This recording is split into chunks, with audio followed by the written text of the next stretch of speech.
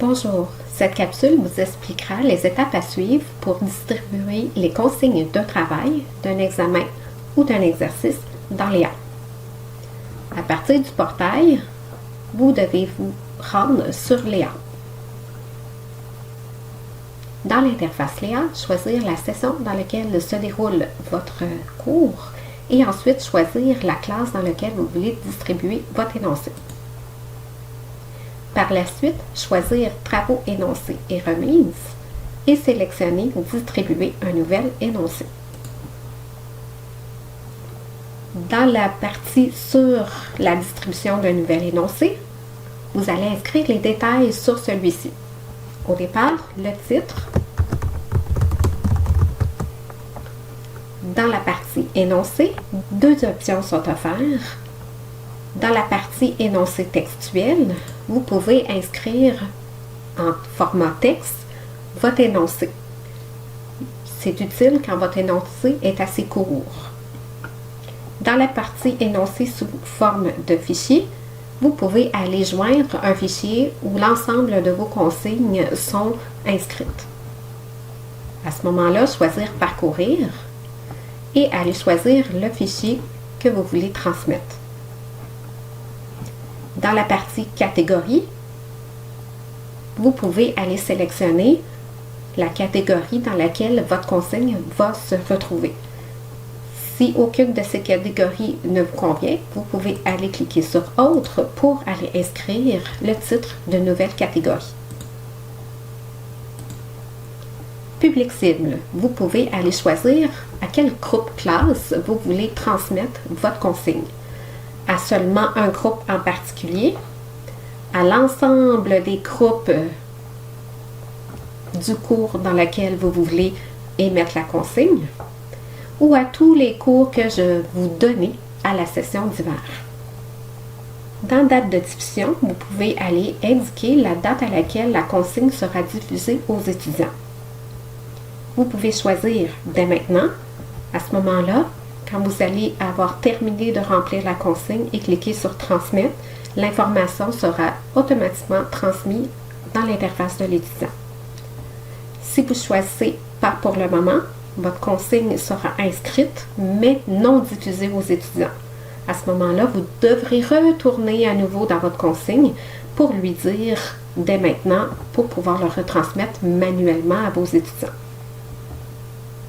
À partir de la date suivante, vous permet d'aller sélectionner une date à laquelle vous voulez que votre document soit publié aux étudiants. N'hésitez pas à aller ajouter une heure à laquelle vous voulez le faire apparaître dans l'interface. Partie remise du travail. Vous devez indiquer de quelle façon l'étudiant vous remettra le travail. La première option, les travaux des étudiants seront remis via Léa, permet à l'étudiant de remettre son travail dans un fichier électronique à partir de Léa. Vous pouvez également choisir un autre mode alternatif de remise électronique. À ce moment-là, vous devez l'indiquer dans la case de quelle façon vous désirez recevoir le travail de l'étudiant. Si vous choisissez pas de remise électronique, c'est que l'étudiant devrait vous le remettre son travail d'une autre façon, par exemple de format papier. Date limite de remise. C'est la date à laquelle vous autorisez au maximum l'étudiant à vous remettre son travail.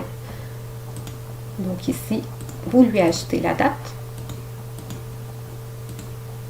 Vous déterminez une heure précise à laquelle il devra remettre au plus tard son travail. Partie retard, vous indiquez si vous acceptez ou non les retards des étudiants. Si vous l'acceptez, cela fait en sorte que dans Léa, l'étudiant va pouvoir transmettre son travail, même si la date limite elle est passée. Par contre, dans votre interface à vous, il va s'inscrire en rouge.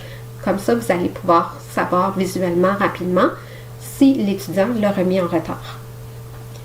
Si vous choisissez refuser les travaux en retard, à ce moment-là, l'étudiant ne pourra d'aucune façon vous transmettre son travail via Léa après la date limite.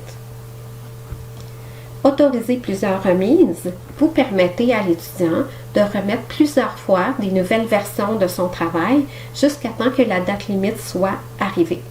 Cela permet des fois à certains étudiants de corriger des fautes d'orthographe ou revenir sur quelques consignes de son travail. Et par la suite, vous cliquez sur « Transmettre ».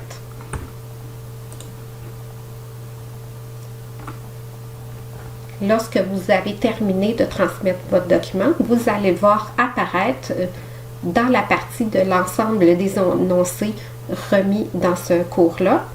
Si vous voulez le remodifier, vous pouvez cliquer sur « Examen final » et puis vous allez revenir à la même interface de modification et vous allez pouvoir modifier les informations nécessaires dans cet écran-là et recliquer à nouveau sur « Transmettre » pour pouvoir accepter les modifications.